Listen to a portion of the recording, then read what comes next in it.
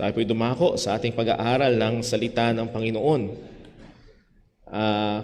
Kamakailan lamang ho ako ay nakapanood ng isang video sa social media na kung saan may isang mangangaral na hindi ko babanggitin muna sa ngayon ang kanyang pangalan, ngunit ang titulo ng kanyang video is Salvation is not by grace alone.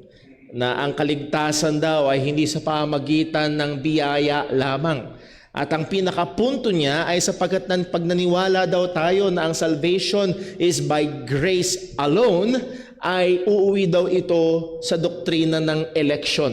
Well, at least honest siya na talagang if we will carry the thought or the truth that salvation is by the sheer grace of God, ay ito ay uuwi sa katotohanan na ang Diyos ay humirang ng mga partikular na kanyang ililigtas. Nevertheless, ang kanyang ginawa ay ipakita, yes, ang pamilyar na mga talata kagaya ng Ephesians chapter 2 verse 8 na kung saan ito'y pamilyar sa marami na kung saan sinasabi, "For by grace are you saved through faith, and that not of yourselves, it is the gift of God." And he will say, yes, by grace ang salvation, pero hindi daw alone. At paano niya pinatunayan na hindi by grace alone ang salvation? By going to Titus chapter 3 verse 5. Titus chapter 3 verse 5. Anong sabi sa Titus chapter 3 verse 5? "Not by works of righteousness which we have done, but according to His mercy, He saved us." So hindi daw grace alone. Mercy din daw. Wow! At hindi naman ang pag-iisip nito. At anong gymnastics ang kailangang gawin niya upang patunayan. At seemingly, ang mga nagsasabing salvation is by grace alone ay hindi niniwala by the saving mercy ng Panginoon. Well, ito ho ang isa sa mga nagtulak sa akin upang ating balikan ng dati na nating napag-aralan 7 years ago from the book of Galatians, na kung saan merong mga tao na pumipilipit sa Ebanghelyo at ito ay napaka mapanganib at ito ay magdudulot ng matinding siguradong hatol mula ho sa Panginoon. Ang mga nagpo-propagate ng mga twisted na pananaw patungkol sa Ebanghelyo ay napaka-delikado at sigurado ang hatol ng Diyos sa kanila. And this is the message. Those who perverts the gospel of Christ will face the full judgment or punishment of God. Ang mga pumipilipit sa Ebanghelyo ni Kristo ay siguradong haharap sa puno at purong parusa at hatol ng Panginoon. Tayo ho muna ay manalangin. Panginoon Diyos, aming Ama sa langit, amin pong patuloy na pinupuri at pinapasalamatan ka. O Diyos, dalangin ko po na sa aming pag-aaral ngayong hapon, samahan mo kami, tulungan mo kami, at bigyan mo kami, Panginoon, ng bukas na puso't isipan. Na tunay, O Diyos, ay ang Ebanghelyong napakahalaga, ang Ebanghelyo na kapangyarihan mo sa ikaliligtas ng mga makasalanan ay pakaingatan namin, pakamahalin namin, at sa biyaya mo, O Diyos, ay ipahayag naming patuloy sa mga wala pa sa kay Kristo. O Diyos, ikaw po nawa ang maitaas, gabayan, tulungan mo kami at gamitin mo mga kapangyarihan ng iyong salita. At lahat ng ito, O Diyos, ay dadalangin namin sa ngalan ng aming Panginoong Hesukristo. Amen. Well, konti mo ng konteksto sa atin hong binasa mula sa Galatians chapter 5. And maaaring pamilyar na ho sa inyo because hindi ito ang pangunahin or minsan lamang tayo nag-aral sa Book of Galatians, kundi maraming mga pagkakataon na. Ang Book of Galatians ay sinulat ni Apostol Pablo para ipaglaban at i-uphold ang purity ng gospel. Sapagkat merong mga tagapagturo na pumasok sa mga churches sa Galatia na kinocontaminate o pinapervert ang gospel ni Kristo. Take note, hindi nila nire-replace ang gospel ni Kristo, but they take the gospel and twist it by adding or maybe subtracting mula sa ebanghelyo. Pero primarily dito ay nagdadagdag sila ng mga elemento, and by so doing, napipilipit ang ebanghelyo ng ating Panginoong Hesukristo. At ang Book of Galatians ay nagko-contain ng ilan sa mga pinakamatalim na rebuke ni Apostol Pablo, at maaaring pamilyar tayo sa chapter 1 verse 8 and verse 9 na sino mang nangangaral ng ibang ebanghelyo, ang sabi ni Apostol Pablo, let them be accursed, let them be anathema, let them be condemned by God. So again, ito ay napakatalim. Sa chapter 1 and chapter 2 ng Galatians ay dinefend ni Apostol Pablo ang kanyang ministeryo bilang apostol, not merely just defending himself, but because he is an official proclaimer of the gospel.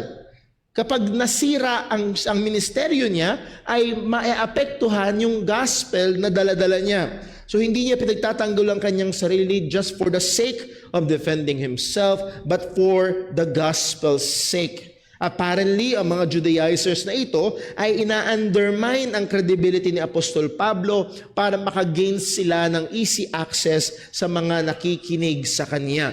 And then sa chapter 3 and chapter 4, Paul defended and presented the truth of the gospel using Old Testament evidences and some cultural traditions that the Galatians were familiar with. Gumamit siya ng mga bagay, larawan sa lumang tipan at maging sa kultura ng mga taga-Galatia upang ipakita ang katotohanan ng ebanghelyo, upang ipakita na ang salvation is by faith alone, through Christ alone, by grace alone. So malinaw ang mga katotohanan na ito. Just for example, sa Galatians chapter 3 verse 6, pumunta si Apostol Pablo sa larawan ni Abraham. Paano ba naligtas si Abraham? Ang sabi, and even as Abraham believed God, and it was counted to him for righteousness. So mula pa sa Genesis, humugot doon si Apostol Pablo para ipakita na consistent ang scripture from Genesis to Revelation that salvation is always by grace through faith.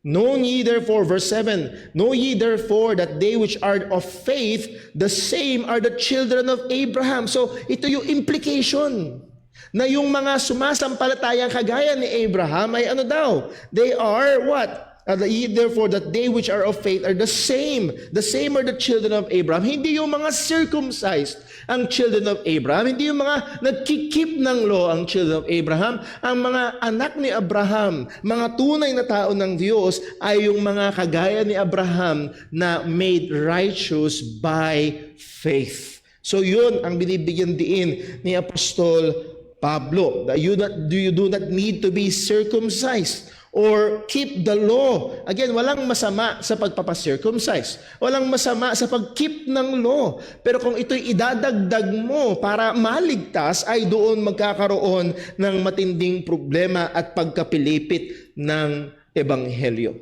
Sa Galatians chapter 3 verse 26, talagang nagpatong-patong pa ng mga ebidensya si Apostol Pablo. For ye are all the children of God by faith in Christ Jesus. So that's how we became children of God. Not by obeying a particular ritual, hindi sa pamamagitan ng pag-join ng espesipikong relihiyon, kundi sa pamamagitan ng pananampalataya kay Kristo Jesus. For as many of you as have been baptized into Christ Jesus have put on Christ. There is neither Jew nor Greek, there is neither bond nor free, there is neither male nor female, for ye are all one in Christ Jesus. So hindi na pinag-uusapan kung Hudyo ka o Hintil ka, kung ikaw ba'y Malaya o Alipin, lalaki o babae, hindi yun ang may bigat pagdating sa kaligtasan. Verse 29, and if ye be Christ, then are ye Abraham's seed and heirs according to the promise. Mukhang yun ang binibigyan diin ng mga Judaizers. Well, talagang yun. If you want to be children of Abraham, he's the father of faith. You need to be circumcised. So yun ang binibigyan diin ni Pablo na if you be in Christ, then you are Abraham's seed. Kayo yung mga binhi ni Abraham, anak ni Abraham, again, that is by faith and heirs according to the promise. Sa chapter 5 verse 1, ang sabi at ang encouragement ni Apostol Pablo sa mga taga-Galatia, stand fast therefore in the liberty wherewith Christ hath made us free. Maging matatag kayo, huwag kayong makilos, huwag kayong umalis. Stay there, be steadfast doon sa kalayaan na kung saan nakamtan natin sa pamamagitan o pinalaya tayo ni Kristo, and be not entangled again with the yoke of bondage. Huwag na kayong magpasakop pa, huwag na kayong hayaan kayo ay matali pa sa mga bagay na ito. So Paul is telling the Galatians to remain or to stay dun sa liberty or kalayaan na meron sila kay Kristo. And that is liberty from the penalty of the law, from the curse of the law. Na itong mga Judaizers na sinusubukan na itali muli o itali ang mga tao dito sa pamagitan ng kanilang pseudo-gospel or kunwaring ebanghelyo. So seemingly, yun yung mapanganib. They are not removing Christ. They're not removing the words na tungkol sa grace and faith, but they are adding. They're adding circumcision. They're adding law-keeping upang sila ay upang makapagligtas di umano. So it's seemingly harmless. Maaring parang medyo magkatunog pero may kaunti lang na pagkakaiba. Pero ito ay magdudulot ng matinding panganib sa mga kaluluwa. Pag binalikan natin, nagsimula tayo sa Ephesians chapter 5. Nagsimula tayong bumasa sa verse number 7. But if we will go back, at wala tayong time para tignan lahat, pero gusto ko lang makita ho natin na merong matinding danger ang perverted gospel. Para sabihin, hindi, konti lang naman pagkakaiba niyan, same, no. It's not a minor difference. It's a great difference. It is a dangerous difference. Sa verse 2, ang sabi ni Apostol Pablo, Galatians 5, "Behold, I, Paul, say unto you, if you be circumcised, Christ shall profit you nothing." And if you remember, isa ito sa mga paborito kong proof text, para ipakita ang halaga ng proper hermeneutics, proper na pagbigay pansin sa konteksto. Dahil kung kukunin mo lang ang verse 2, pag tuli ka, hindi ka pwedeng maligtas. Now again, ang pinag-uusapan dyan ay yung mga tinuturo ng Judaizers na kailangan mong pagpatuli in addition to believing in the gospel of Christ, you need to be circumcised to be saved. At ang sinasabi ni Pablo, if you be circumcised to be saved, Christ shall profit you nothing. Ang punto, if you will add to the gospel of Christ, you lose Christ. Pag nagdagdag ka sa ebanghelyo ni Kristo, mawawala si Kristo. Verse 3, hindi lamang yun, magiging kayong debtor, may obligasyon kayong i-keep ang buong law. Well, kung hindi pwedeng kukuha ka lang ng kaunti from the law at yun ang susubukan mong i-keep para maligtas, no. Kailangan mong kunin yung buong kautusan. Ang sabi niya sa verse 3, "For I testify again to every man that is circumcised, that he is a debtor to do the whole law." So hindi sila pwedeng yun lang ang ilalagay nila. Kailangan nilang ilagay lahat, and guess what? Lalabas na bagsak lahat. Verse 4, "Christ is become of no effect unto you. Whosoever of you are justified by the law, ye are fallen from grace." So hindi talaga pwedeng ihalo ang law-keeping, even a certain portion ng law-keeping sa kaligtasan, because you will be outside of grace. So hindi pwedeng paghaluin ito, because it will now be of works. As Apostle Paul said, if it is of works, it is no more grace. If it is of grace, it is no more works. Hindi ito pwedeng pagsamahin. So muli, napaka mapanganib na nagpipilipit ng ebanghelyo. Again, they do not deny Christ. They say Christ is the Savior. Kailangan mo manampalataya kay Kristo. But along the way, if you will analyze at papakinggan mo yung kanilang sinasabi, they sprinkle some things na kailangan mong gawin, na kailangan mong idagdag, higit pa kay Kristo upang ikaw ay maligtas. And that is perverting the gospel. Again, hindi ibig sabihin nito na nawawala ang kaligtasan, kung hindi ang ibig sabihin nito ay hindi talaga sa ligtas nung una pa man, as Paul expressed his fear sa Galatians 4 verse 11. Ang sabi niya, "I am afraid of you." Hindi ito sinasabi ni Pablo, natatakot ako sa inyo. Ang punto ni Pablo, natatakot ako para sa inyo. Bakit? Ano yung kinakatakutan niya? "Lest I have bestowed upon you labor in vain. Baka yung missionary journey ko, yung pagpupursige kong maipangaral ang ebanghelyo, baka wala palang kabuluhan dahil hindi pala kayo mga tunay na nanampalataya sa ebanghelyo. And you are now accepting this false, perverted gospel. At yun yung ebidensya. Now, dito ho sa ating binasang passage, Paul deals particularly not with the false gospel, but the propagators ng false gospel. Yung mga nagtuturo ng pilipit na ebanghelyo, yun ang binigyang pansin ni Apostol Pablo. So, let us see sa verse number 7. Number 1, yung mga nagtuturo ng pilipit ng ebanghelyo, they are the enemy of the truth. Sila ay kaaway ng katotohanan. Verse 7, ang sabi ni Pablo, you did run well, pertaining to the believers in Galatia. You did run well. Tumatakbo kayo ng maayos. Lumalakad kayo ng maayos. Namumuhay kayo ng maayos. Who did hinder you that you should not obey the truth? You were doing good, ang sinasabi ni Pablo sa kanila. You were there, you were in a good condition. Nung iniwan ko kayo, nung umalis ako dyan, ay nasa mabuti kayong kalagayan. Mahal niyo ang Diyos, tinecherish niyo ang ebanghelyo, naglilingkod kayo sa Panginoon, maaaring lumalago kayo sa pananampalataya. Sino ba itong pumigil sa inyo? Sino ba itong gumambala sa inyo? Sino ba itong nagdulot sa inyo para kayo ay huminto sa mabuting kalagayan na yon? Who did hinder you? Hininder sila saan? Who did hinder you that you should not obey the truth? Again, itong mga taong ito ay may dala ring Biblia. Itong mga taong ito ay dala rin ng pangalan ni Kristo. Itong mga taong ito ay kaaway ng katotohanan. They hinder people from the truth. That you should continually walk in the truth.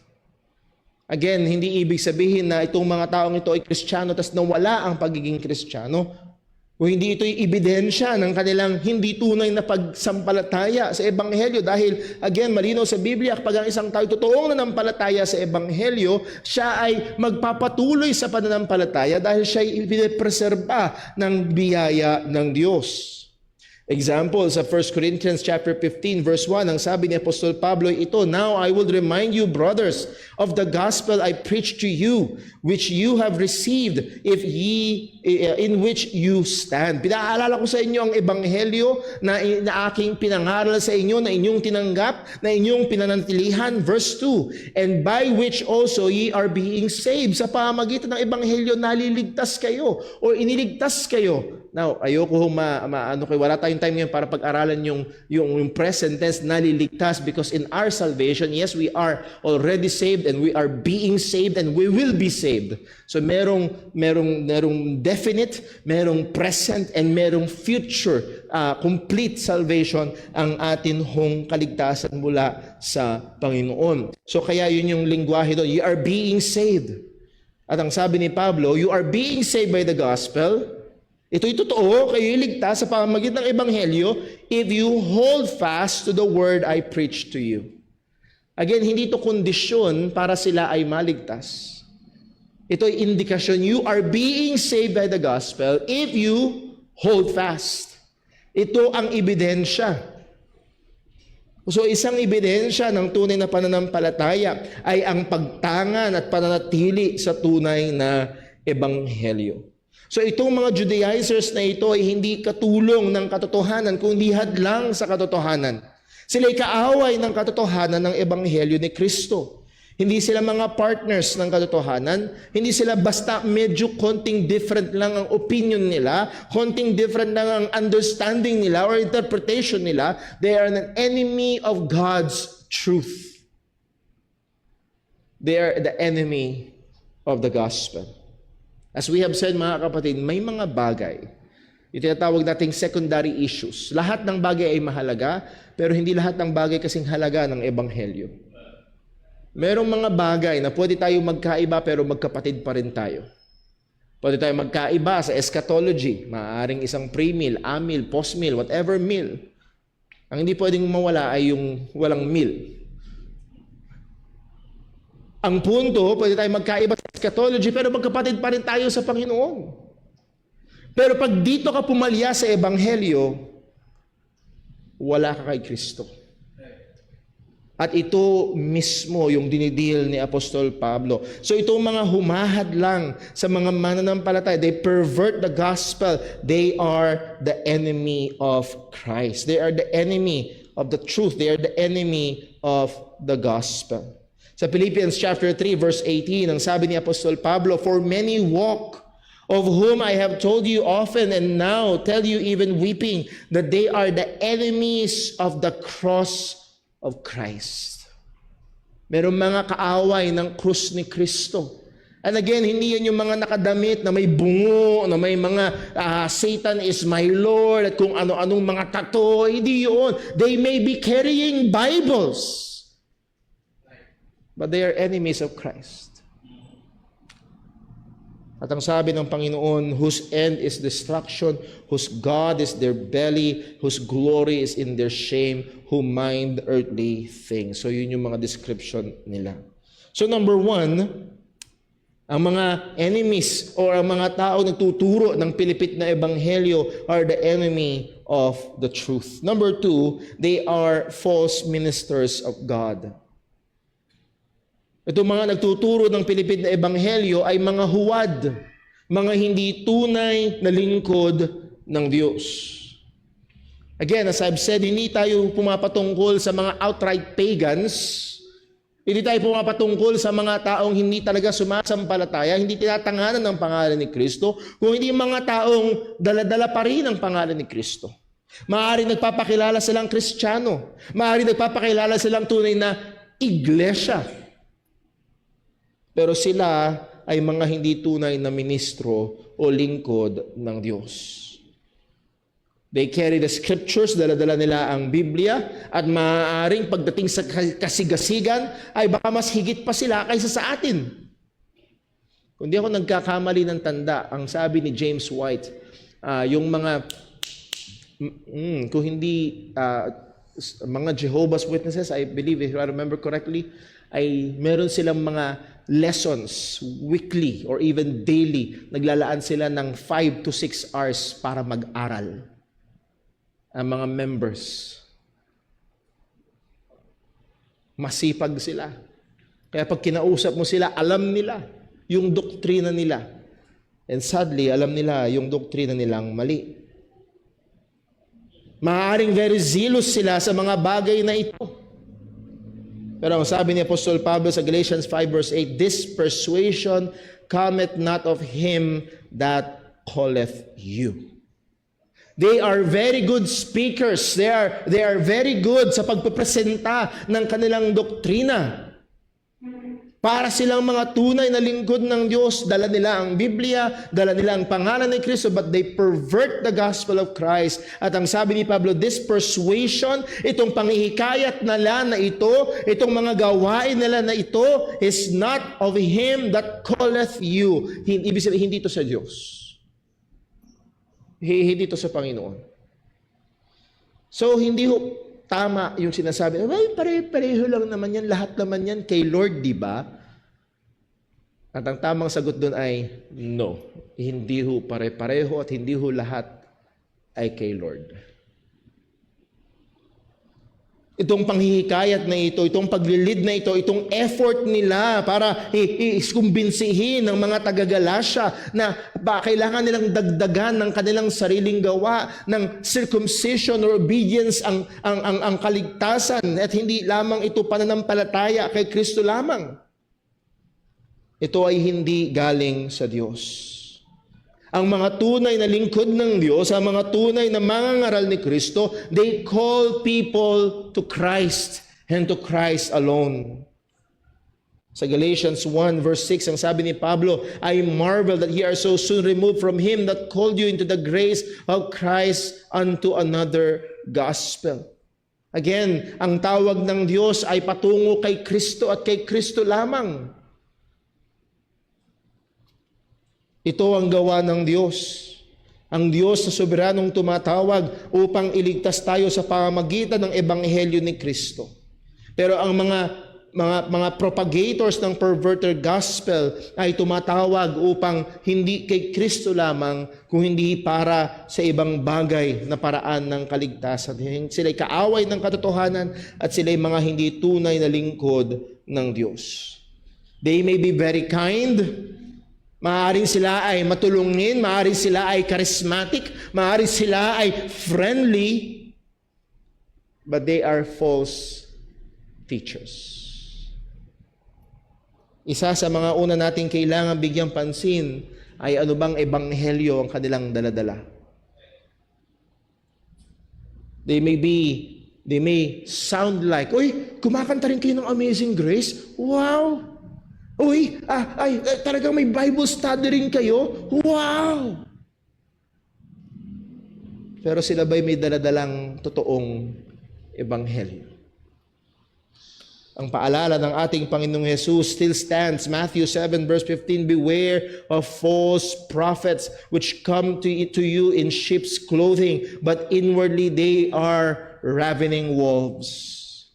Mag-ingat sa mga bulaang propeta, mga hindi tunay na mga mangangaral. Sila'y dumarating in sheep's clothing. Nagpapanggap sila ng mga pastol. Pero sila ay mga asong lobo. Hindi sila tagapangalaga, sila'y tagalamon. Sila'y tagawasak. Beware. So itong mga mangangaral ng pilipit na ebanghelyo, hindi lamang sila kaaway ng katotohanan, hindi lamang sila mga peke na ministro o lingkod ng Diyos. Number 3, they contaminate the church. Sila ay nagkokontamina.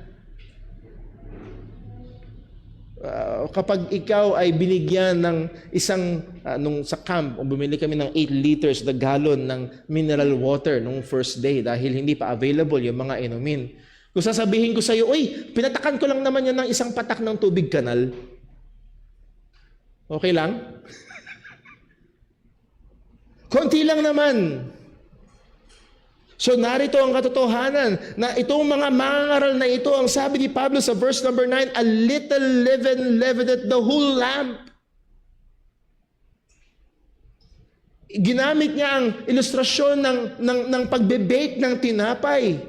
Na minamasa mo at yung masa na yun, hinaluan mo ng konting lebadura, ang kabuuan ng tinapay ay maapektuhan. Ito rin ang sinabi ni Jesus sa Matthew chapter 16. Ginamit niya rin ang analogy na ito, the leaven pertaining to the kingdom of God, how it will eventually have a greater and greater effect to the whole. Pero ito ay ginamit ngayon ni Pablo on the other side, on the negative side. Itong masamang bagay na ito ay hindi po pwedeng walang epekto. Ginamit dito ng Apostol Pablo sa 1 Corinthians 5 verse 6. Ang sabi, your glorying is not good. Know ye not that a little leaven leaveneth the whole lump? Ito naman ipapatungkol sa isang Kristiyano na dapat ay i-discipline na, alisin na sa church because of that very scandalous sin na ginagawa sa loob ng iglesia. Maapektuhan kayong lahat. Makakontaminate kayong lahat. Purge out therefore the old leaven, that ye may be a new lump, sabi ni Pablo, as ye are unleavened, for even Christ our Passover is sacrificed for us. Anong punto? Some may try to downplay the importance of this. Muli, sinasabi ko nga ho, merong mga secondary issues, merong mga tertiary issues pagdating sa theology. Pero when it comes to the gospel, which is the very heart of Christianity, hindi pwede na paglaruan ito. Hindi pwedeng i-adjust ito. Hindi pwedeng haluan ito ng kahit konti o kahit maliit. Konti lang naman, Brother Paul. Biblical din naman yung circumcision Biblical din naman yung law-keeping. And again, natin sinasabi na hindi yung biblical. Natin sinasabi na yun ay masama. Pero pag ito'y inihalo mo sa paraan ng kaligtasan, ito'y magdadala ng kaluluwa sa impyerno. If this false teaching be left and not dealt with, hayaan lang, it will consume and affect the whole church. Sooner or later, that church na maaaring tunog Christian ay hindi na talaga Christian church dahil wala na ang tunay na ebanghelyo. Well, number four. So hindi lamang sila kaaway ng katotohanan, hindi lamang sila mga peking lingkod ng Diyos, sila ay nagko-contaminate ng buong Diyos. Number 4, these false ministers will face their punishment. Haharapin nila ang kanilang parusa. Tiyak ang parusa. Siguradong darating ang hatol ng Panginoon. Ang sabi ni Pablo sa verse 10 ng Galatians chapter 5, I have confidence in you through the Lord that ye will be none otherwise minded, but he that troubleth you. Mukhang meron lang isang partikular, mukhang merong taong liligid-ligid sa iba't ibang mga churches sa Galatia na nagkakalat ditong partikular na aral, na maling aral na ito. He that troubleth you, trouble at you, nagtatrouble sa inyo, lumiliglig sa inyo, you shall bear his judgment whosoever he be. It-expressed the Apostle Pablo ang kanyang deep concern, but here he is still convinced na ang mga mananampalataya o may mga tunay na mananampalataya sa Galatia at ang kanyang kumpiyansa ay nasa Panginoon. Ang sabi niya sa bandang una, I have confidence in you through the Lord. Tiwala pa rin ako. Sabi niya doon sa Galatians chapter 4, I'm afraid na baka mamaya yung pagpapagal ko ay walang kabuluhan, di talaga kayo naligtas. Pero dito sabi niya, kumpiyansa pa rin ako na meron pa rin mga mananampalataya sa inyo, totoong Kristiyano. Pero ang kumpiyansa ko ay wala sa inyo, ang kumpiyansa ko ay nasa Panginoon. Hindi sa galing nyo sa theology, kundi nasa Diyos sa nag-iingat.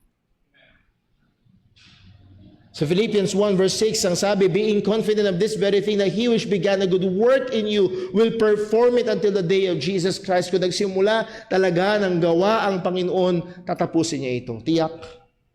Sa Jude verse 24, ang sabi, now unto him that is able, what?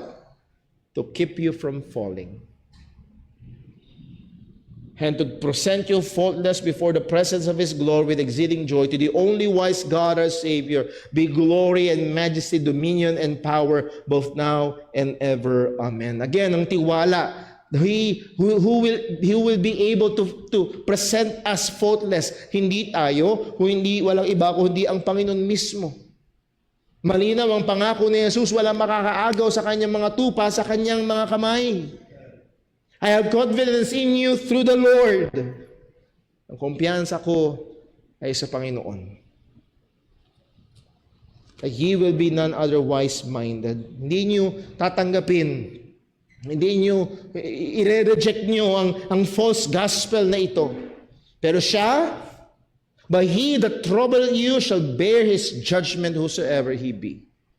Again, andun yung bigat. Andun yung talim. This person na nagtuturo, nagkakalat ng peking ebanghelyo, nagpipilipit ng ebanghelyo ni Kristo, ang sabi ng salita ng Panginoon, he will bear his judgment. Sasaluhin niya ang hatol ng Panginoon. As we have quoted kanina sa Galatians 1 verse 9, ang sabi ni Apostol Pablo, as we have said, so say I now again, if any man preach any other gospel unto you than that ye have received, let him be accursed. So hindi pwedeng kanya-kanya ng gospel. Kailangan siguraduhin na yung gospel o yung kaparaan ng kaligtasan na ating tinanggap ay pareho ng pinangaral ng mga apostol. As we have said nung ating anniversary, yung gospel is apostolic. Hindi pwede ang creative. Ang kailangan dito ay faithfulness. At ang sabi ni Apostol Pablo, kung may mangangaral ng ibang ebanghelyo, let him be accursed. Again, anathema. Let him be condemned by God. Let him be damned to hell. 2 Peter chapter 2 verse 1, ang sabi ni Apostol Pedro ay ito, but there were false prophets among the people, even as there shall be false teachers among you, So, nanggaling siya sa lumang tipan, merong mga false prophets. At ang sabi niya, ngayon din naman, merong mga false teachers among you who privately shall bring damnable heresies, even denying the Lord that bought them, and bring upon themselves what? Swift destruction. Tiyak darating ang kanilang parusa. And many shall follow their pernicious ways, by reason of whom the way of truth shall be evil spoken of. Maraming susunod sa mga false teachers. Ano mangyayari? Yung nagtuturo ngayon ng tunay na ebanghelyo ang siyang i-criticize. Sadly, though the doctrine of election is not the gospel. Pero sa ngayon, ang nangyayari, nagtuturo ng doctrine of election, ang kinikriticize ng marami, even mga Baptist, nagtuturo ng kamalian. The truth shall be evil spoken of. Verse number 3, 2 Peter 2. And through covetousness shall they with vain words make merchandise of you, whose judgment now of a long time lingereth not, and their damnation slumbereth not. Hindi magtatagal ang kanilang hatol, yung pagdadam sa kanila ng Panginoon, yung pagparusa sa kanila ng Panginoon, hindi natutulog, ibig sabihin gising, ibig sabihin darating, ibig sabihin totoong mangyayari. Liban na lang sila magsisi at tunay na sumampalataya sa tunay na ebanghelyo. Tiyak ang parusa, tiyak ang hatol ng Panginoon sa mga nagtuturo ng pilipit na ebanghelyo. And lastly, dito tayo matatapos. The false teachers misrepresents the true teachers. Minsan, naalala ko ho, may balita sa telebisyon. Isang pastor ng gahasa ng isang minor de edad. Ang mahirap niyan, pastor ng ano? Pastor ng Assemblies of God, pastor ng Adventist, pastor ng Methodist, pastor ng ano? Ano yun? Lahat na ng pastor. Parang lahat na ng pastor ay rapist. Well, in this sense, ang sabi, and verse number 11, and I, brethren, if I yet preach circumcision, why do I yet suffer persecution? Then is the offense of the cross ceased. Ang false teachers ay nagmi-misrepresent ng tunay na tagapagturo ng ebanghelyo. It seems that itong mga Judaizers na ito ay nagsasabi na si Pablo is actually one of them. Kanilang sinasabi na, well, si Pablo din naman eh. Kasama namin si Pablo, hindi kami magkaibang grupo, hindi kami magkaiba ng tinuturo. Yung tinuturo namin ay siya rin tinuturo ni Apostol Pablo. At maaaring ginagamit nila yung minsang ginawa ni Pablo na meron siyang isang half-Jew na pinatuli. Naalala niyo kung sino yun? Si Timothy. Butahan natin sa Acts chapter 6 verse 1. Sa Acts chapter 6 verse 1, then came he to Derbe and Lystra, and behold, a certain disciple was there. So dumating si Pablo sa Derbe, dumating ito doon sa lugar ng Lystra, at merong isang disciple doon whose name is Timotheus, si Timothy yan. The son of a certain woman who is a Jewess. Yung nanay niya ay Hudyo and believed, but his father was a Greek. Yung tatay niya ay pagan or Gentile. Anong nangyari? Verse 2, which was well reported of by the brethren that were at Lystra and Iconium. Maganda ang patotoo ni Timothy bilang isang mananampalataya. Verse 6, him would Paul have to go forth with him. Gusto siyang isama ni Pablo para maglingkod kasama niya. And took and what? Circumcised him. At maaari, wala tayo pero iniisip ko lang na maaari sinasabi ng mga Judaizers, kita nyo na? Kilala nyo ba si Timothy, yung kasama ni Pablo, yung dumating dito sa Galatia? Tinuli yun ni Pablo. So, hindi kami magkaiba. Si Pablo rin, naniniwala din sa turo namin, kailangang tuliin para maligtas. At anong sabi ni Apostol Pablo sa verse 11, and I, brethren, if I yet preach circumcision, why do I yet suffer persecution? Kung totoo, kung ipinapangaral ko rin ang pagtutuli at ang ibig sabihin noon ay akin ding inilalahok ang circumcision, isinasama ko rin sa gospel para maligtas ang isang tao, ay kailangan nyo ding magpatuli. Ang sabi ni, bakit pa ako? Bakit pa ako dumaranas ng pag-uusig? Isa sa mga main reason kung bakit si Apostol Pablo ay pinagbabantaan ng ang kanyang buhay ng mga Hudyo is because of this very thing. Ang sabi niya, then is the offense of the cross ceased. Hindi na katitisuran. Hindi na katitisuran sa mga Hudyo, hindi na magiging napakahirap sa mga Hudyo ang pagtanggap sa Ebanghelyo kung ganun din naman. Sabi ni Pablo, no. So itong mga false teachers na ito ay nami-misrepresent ang mga tunay na tagapagturo ng Ebanghelyo. Verse number 12, dito tayo matatapos. And this is maybe one of the sharpest statement ni Pablo patungkol sa mga false teachers na ito. I would they were even cut off which trouble you. Now, merong dalawang view dito. It's either they will be cut off, minsan ginagamit yung they will be cut off from the people, that is, they will be killed, they will be done away, or they will be emancipated. Ibig sabihin, Brother Paul, they will be mutilated. Talagang big na big sila sa pagtutuli. Eh di sige, isagad natin, putulin nyo na lang. Yung ba gusto nila, pagtutuli, putulin nyo na. Again, ito'y napakatindi, napakabigat. Sa isang translation, I believe sa ESV, ang sabi, I wish that those unsettle you would emasculate themselves. Sa International Standard Version ng pagkakatranslate, I wish that everyone who is upsetting you would not only get circumcised, but would cut off much more. Itong mga sharp words na ito ay binigay ni Pablo sa mga nagtuturo ng pilipit na ebanghelyo. Sana marinig natin yung bigat. Sana marinig natin yung kaseryosohan. As I've said, may mga bagay na pwedeng magkaiba tayo. Pero magkapatid pa rin tayo sa Panginoon at mahal kita at sana mahal mo rin ako at patuloy tayo magmahalan bilang mga mananampalat magkakapatid kay Kristo. Pero kapag ang ebanghelyo ang iyong ginalaw, kahit magkapareho tayo sa maraming mga bagay, hindi tayo magkapatid kay Kristo. At sigurado ang hatol at sigurado ang parusa ng Panginoon sa mga nangangaral ng pilipit na ebanghelyo. At nawa, maging mapagbantay tayo.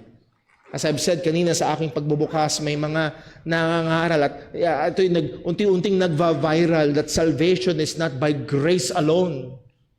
He will cite the same verses. He uses even the King James Bible and so on. But nahandoon ang malaking danger na napipilipit ang ebanghelyo ni Kristo. So let us be watchful. Mag-ingat tayo. Nawa, tulungan tayo ng Diyos na maging mapagbantay sa ating sarili at sa iglesyang ito mula sa kontaminadong ebanghelyo na pinapangaral ng iba. Let's pray. Panginoon naming Diyos, aming Ama sa langit, salamat po sa iyong salita na patuloy na nagbibigay liwanag sa amin. O Diyos, madalas ang sanlibutan ito ay dina-downplay ang mga differences, lalo na pagdating sa ebanghelyo. Madalas sinasabi ng sanlibutan, pare-pareho lang naman. But Lord, maliwanag ang iyong salita. Mayroong malaking pagkakaiba, lalo na sa pagdating sa ebanghelyo. Pagdating sa kaligtasan, o Diyos, maraming nagtuturo ng pilipit na ebanghelyo. Maraming nagdadagdag sa ginawa ni Kristo. O Diyos, tulungan mo nawa kami na maging mapanuri, maging mapagbantay. At nawa loobin mo, O Diyos, sa aming mga individually as Christians kami ay maging watchful.